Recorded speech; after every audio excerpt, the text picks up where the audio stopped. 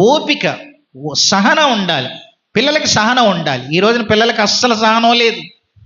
ఏదన్నా వాళ్ళ డాడీ ఇస్తానంటే అప్పటికప్పుడు ఇవ్వాలి అంతే. కానీ కొంచెం ఓ నెలాగు, ఒక 1 మంత్ ఆగు అని అంటే ఈ రోజున ఓపికలు లేవు చాలామందికి.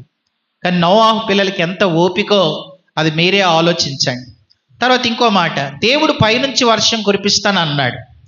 పైనుంచి వర్షం కురిపిస్తానంటే నోవాహు ఏమన్నా చూశాడా? అసలు నోవాహు దినాలకు ముందు వరకు కింద నుంచి వర్షం వచ్చేది, కింద నుంచి నీళ్లు పైకి వచ్చి భూమి తడిచేది. నోవాహు కూడా పైనుంచి వర్షం పడటం ఆయన చూడలేదు. ఆయన చూడని దాన్ని ఆయన నమ్మాడు, తన పిల్లలకి చెప్తే ఆ పిల్లలు నమ్మారు. ఈ రోజున పిల్లలకి అన్ని ప్రూఫ్స్ కావాలి. కనుక వర్షం కింద నుంచి కదా, పైనుంచి ఎలా పడద్ది? దేవుడు చెప్తే నువ్వు నమ్మేస్తావా? నీకున్న పిచ్చి మాకు కూడా పట్టిస్తావా? ఇన్ని తిరుగుబాటు మాటలు నోవాహు పిల్లలు ఎక్కడన్నా మాట్లాడారా అని అంటే